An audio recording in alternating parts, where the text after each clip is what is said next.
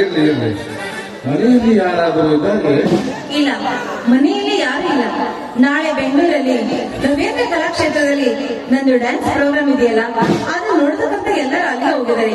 ಈಗೇನು ನಾನು ಹೋಗ್ಬೇಕು ನೋಡಿ. ನಿಮ್ಗೂ ಹೇಳಿದಂತ ಕೋಪ ಮಾಡ್ಕೋಬಾರ್ದು, ನೀವು ಬರ್ಬೇಕು. ಈ ಸಂಜೆ ಕಾರ್ ಬರುತ್ತೆ, ಅಲ್ಲೇ ಹೋಗೋಣ, ಸರಿನಾ? ರೂಪ, ನಿನ್ನ ಬಗ್ಗೆ ಎಂದಾದ್ರೂ ಅವನು ಕೋಪಿಸಿಕೊಂಡ್ರೆ ನೀ ಎಲ್ಲೇ ಇರು, ಹೇಗೆ ಇರು, ಏನೇ ಮಾಡು, ಪ್ರತಿ ಕ್ಷಣ ಕ್ಷಣಕ್ಕೂ ನಿನ್ನ ಬಗ್ಗೆ ನಾನು ಕಾಳಜಿ ವಹಿಸ್ತಾ ಇರ್ತೀನಿ. ನೀನು ನನಗೆ ಹೇಳ್ತಿದ್ರು ಪರವಾಗಿಲ್ಲ, ನಿನ್ನ ವಿಷಯ ತಿಳಿದು ನಾನೇ ಇಲ್ಲಿಗೆ ಬಂದೆ.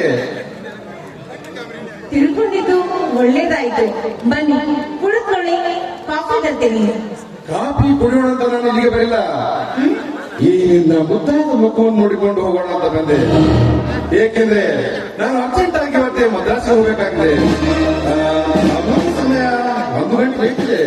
ಅಲ್ಲ ಧರ್ಮೇಂದ್ರ, ಇವತ್ತು ನನ್ನ ಡ್ಯಾನ್ಸ್ ಪ್ರೋಗ್ರಾಮ್ ಇದೆ ಅಂತ ಹೇಳಿದ್ರು ಕೂಡ ನೀವು ಹೋಗ್ತೀನಿ ಅಂತ ಹೇಳ್ತಿರಲ್ಲ, ಯಾಕೆ? ನನ್ ಪ್ರೋಗ್ರಾಮ್ ನೀವು ನೋಡಲ್ವಾ? ನೋಡಿ ಹೋಗ್ಬೋದು, ನೀನು ಮನಸ್ಸು ಮಾಡಿದರೆ ಮಾತ್ರ. ಏನು, ನಾನ್ ಮನ್ಸು ಮಾಡ್ಬೇಕಾ?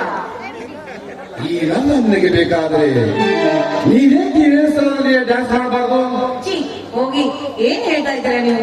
ನೋಡಿ, ನೀವೆಲ್ಲ ಡ್ಯಾನ್ಸ್ ಮಾಡಿದ್ರೆ ನೋಡಿದವ್ರು ನಗ್ತಾರೆ ಅಷ್ಟೇ.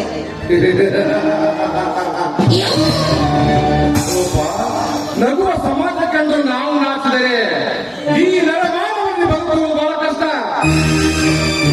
ನನ್ನನ್ನು ನಗಿಸಿ ನೀರು ನಕ್ಕರೆ ಅದೇ ನಾವು ಸಕ್ಕರೆ.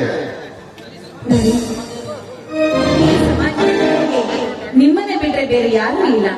ನೀವೇನ್ ಕೇಳ್ತಿರೋ ನಾನು ಹಾಗೆ ಕೇಳ್ತೀನಿ. ನನಗೆ ನೀವೇ ಮುಖ್ಯ. ನಾನು ಹಾಡುವುದೇನೆ. ನೀವು ಹಾಡಿ ಅಂತೀನಿ.